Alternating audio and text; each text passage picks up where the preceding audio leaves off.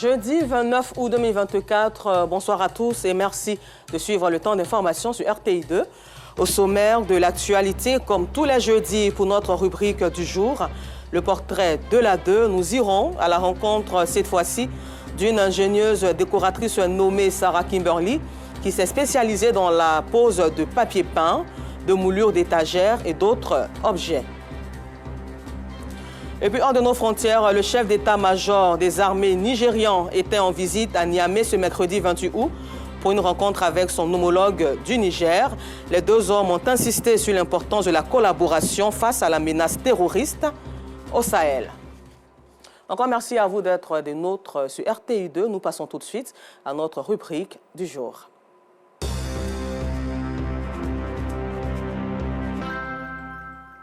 Sarah Kimberly est une experte de la décoration d'intérieur, spécialisée dans la pose de papier peint, de la moulure d'étagères et d'autres objets. C'est en 2021 que Sarah démissionne de son boulot pour s'engager dans ce domaine.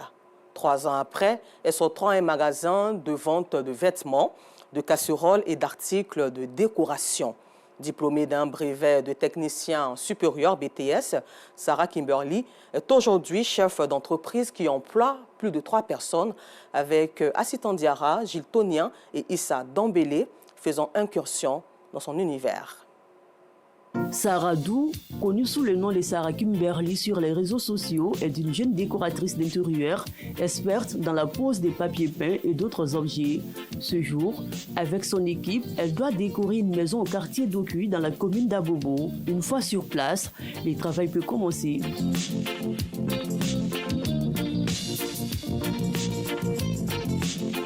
À l'aide d'un chiffon et des papiers peints, Sarah essaie de donner une image attrayante à ce mur. On prend le chiffon pour ne pas qu'il y ait le vent à l'intérieur. Vous voyez là, quand on applique avec le chiffon, on ne voit plus de vent. C'est très important de nettoyer avant d'installer. Parce que souvent, généralement, quand vous venez, il y a de la poussière. Au bout de 30 minutes, le résultat est incroyable. Pour reproduire ce modèle-là, il va falloir seulement que 25 000 francs. C'est-à-dire, on vient avec 2 rouleaux de papier peint, on fait le design, y compris la main-d'œuvre, les rouleaux et le transport. Ça fait 25 000 francs. Vous avez le design de côté télé. Très beau. Après ce mur, c'est au tour de celui de la salle à manger de bénéficier du talent de Sarah.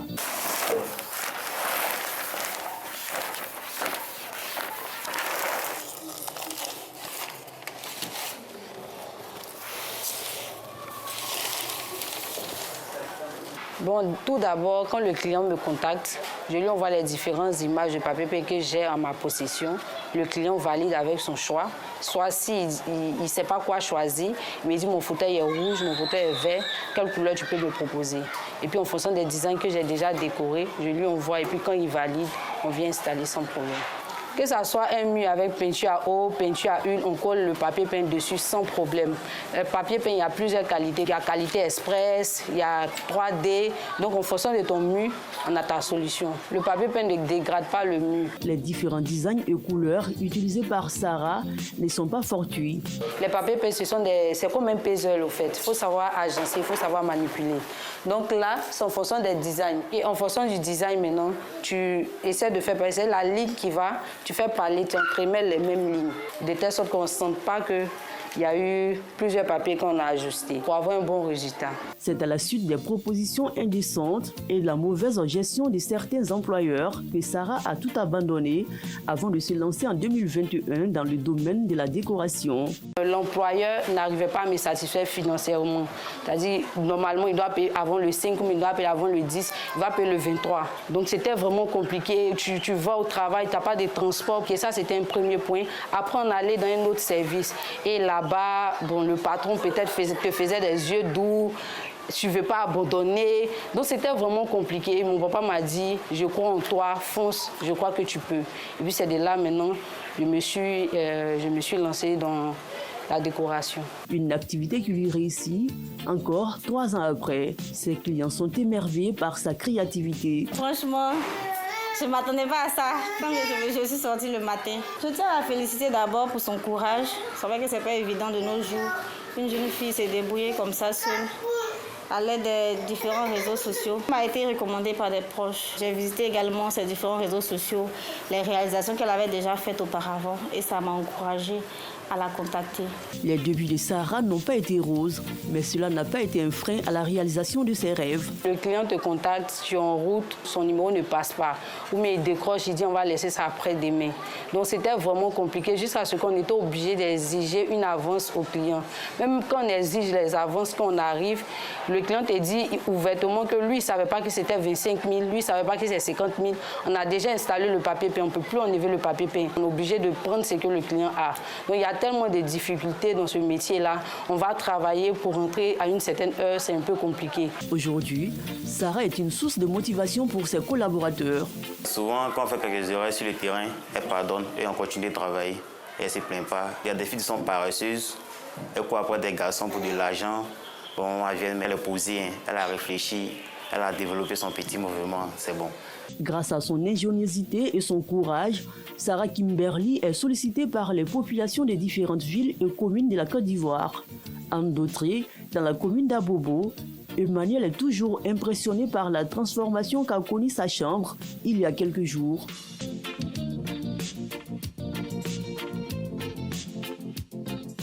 Bon, après la déco, le résultat était satisfaisant. Ça m'a beaucoup plu. Le prix aussi était abordable. Après plusieurs années d'économie, Sarah s'est procuré un magasin non loin de son domicile, dans la commune de Cocody, où elle vend, entre autres, du papier peint, des articles de décoration, des vêtements pour femmes et des casseroles. Je pensais au magasin, je prenais les informations avec des amis, les personnes qui ont déjà des magasins. Et je me suis assise un matin, j'ai prié, j'ai dit « Ah Seigneur, je veux un magasin ». Et puis on m'a appelé pour dire qu'il y a un magasin qui est disponible. Je suis venue, Dieu merci, il n'y avait pas de porte, j'ai payé ma caution et j'ai eu accès au magasin. J'ai payé tous mes articles, j'ai mis dans le magasin. Donc il n'y a même pas 6 mois de cela que j'ai ce magasin. Son magasin et les différentes commandes sont gérées par son assistante qui ne tarit pas d'éloges à son égard. Je ne pas mentir, elle est bien, elle est vraiment gentille. Quand l'argent rentre comme ça, elle me donne. Quand les livreurs viennent, c'est moi j'écris le nombre de colis, c'est moi j'écris la somme. Elle est tellement gentille, j'ai pas envie d'être malhonnête avec elle. Tous les mardis après le boulot, Sarah se rend dans la commune d'Abobo pour s'enquérir des nouvelles de ses géniteurs. Elle a grandi.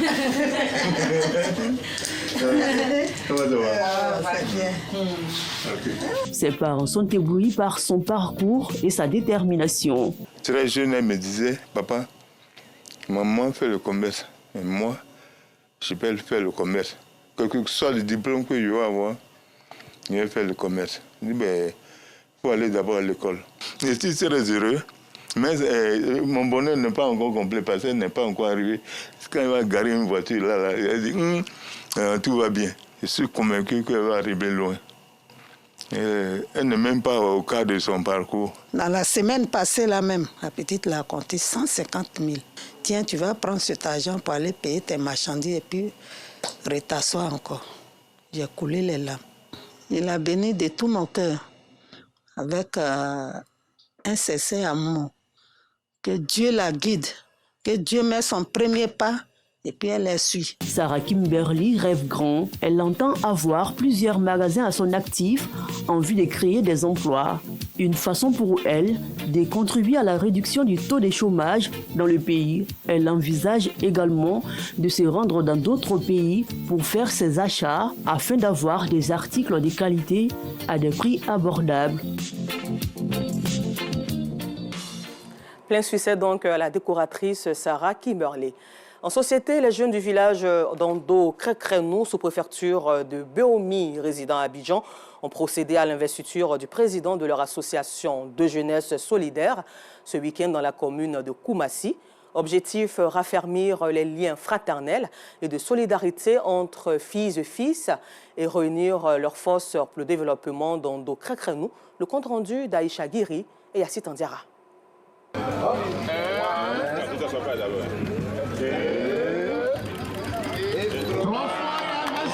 Famien Nguessan César, il est désormais le premier président de l'association des jeunes ressortissants solidaires d'Andoké-Krenou de Koumassi. Andoké-Krenou, ce village, il faut le savoir, est situé dans la sous-préfecture de Béoumi. Famien Nguessan a été investi en présence du président de la Fédération des mutuelles d'Andoké-Krenou, Femisac, et du parrain Kwasi Nguessan. Je voudrais encourager le président nouvellement installé, s'armer de courage, s'armer de patience pour qu'il puisse faire en sorte que la prochaine cérémonie, eh bien, il n'y ait pas de place pour s'asseoir et qu'on soit obligé d'aller louer de nouvelles chaises pour renforcer l'assise des personnes. Si nous ne sommes pas unis, Andoké-Krenou va rester un village. Si nous sommes unis, nous allons tirer Abidjan à Andoké-Krenou. Toute la jeunesse d'Andoké-Krenou à l'union. Parce que l'union et la solidarité sont le socle de tout développement. Cette investiture du président de la jeunesse d'Andoké-Krenou est la première du genre dans l'histoire de ce village. L'événement a également été marqué par une libation, une prière et des danses de réjouissance. Un peu plus loin du district autonome d'Abidjan, parlons agriculture, où à Korogo, les responsables du Centre d'excellence régionale contre la faim et la malnutrition, CERFAM, du programme alimentaire mondial PAM ont procédé à la remise d'équipements agricoles innovants au groupement des producteurs de riz dans la région du Poro et de la Bagoué. Une action dans le cadre du projet de développement de la chaîne de valeur du riz. Un programme qui vise à réduire la dépendance aux importations de riz, d'améliorer la sécurité alimentaire et surtout d'accroître les revenus des populations rurales en Côte d'Ivoire. Le compte-rendu de Boubacar Silla et Charles Tatou de RTI Boaké. Les producteurs agricoles des régions du Poro et de la Bagoué, bénéficiaires du projet de développement de la chaîne de valeur du riz en Côte d'Ivoire, n'auront plus trop de difficultés de perte post-récolte. Les coopératives et groupements des acteurs de la filière riz viennent d'être dotés d'un bâtiment meublé d'équipements de récolte et de transformation de riz. C'est un don du programme alimentaire mondial PAM Côte d'Ivoire en collaboration avec le Centre d'excellence régionale contre la faim et la malnutrition, avec l'appui financier de la Fondation Bill et Melinda Gates. La remise de cet édifice agricole réalisé à Korogo marque une étape cruciale dans la mise en œuvre du dit projet. Le don permettra aux bénéficiaires de renforcer leur capacité de production. Ces équipements représentent l'espoir d'un avenir meilleur pour les acteurs de la filière du riz et une avancée technologique concrète vers l'autosuffisance alimentaire en Côte d'Ivoire. À la sémence, nous n'avons pas de problème parce que le riz est bien conservé et les formations qui ont eu lieu ont considérablement amélioré le rendement. Les autorités administratives exhortent les bénéficiaires à une utilisation à bon escient du matériel reçu. Les projets en cours dans notre région sont porteurs d'espoir et de progrès. Je vous invite tous à vous engager pleinement dans ces initiatives pour qu'ensemble, nous puissions transformer notre région et faire du riz ivoirien une référence. Dans le cadre du projet de développement de la chaîne de valeur du riz au nord de la Côte d'Ivoire, les équipements offerts sont des moulins combinés de décortiquage, des motoculteurs, des batteuses et des décortiqueuses.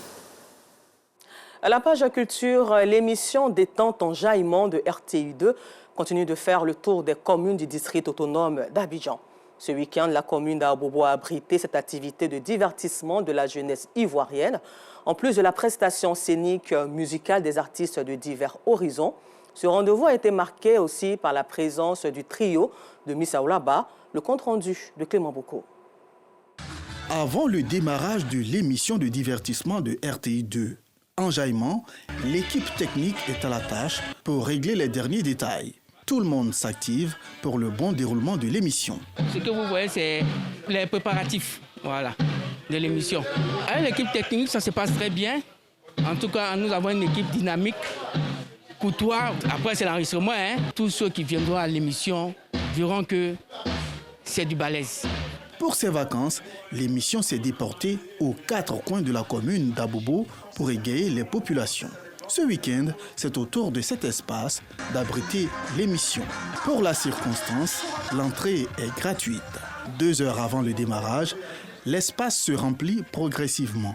Spectateurs et artistes s'offrent des collations avant le show. L'occasion est favorable pour les petits commerces environnants. La RTI se déplace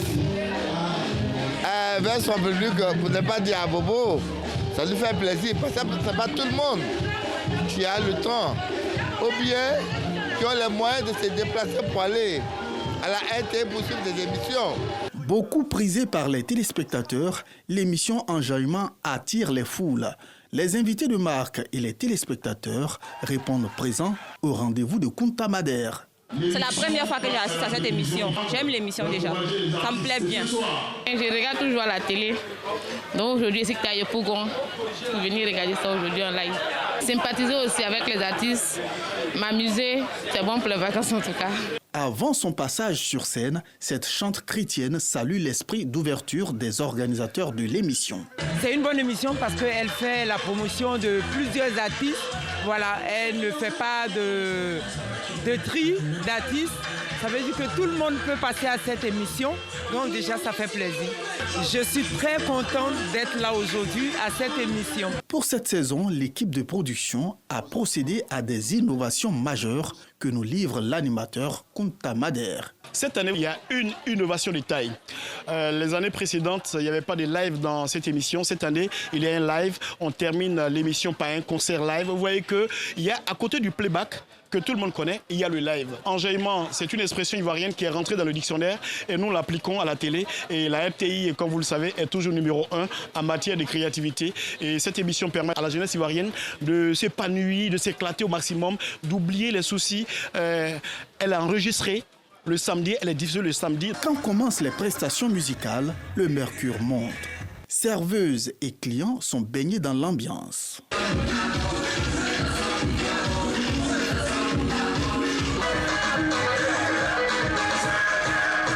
Près d'une dizaine d'artistes se sont succédés sur scène. Ce rendez-vous a été marqué par une présentation du trio des Miss Aoulaba 2024.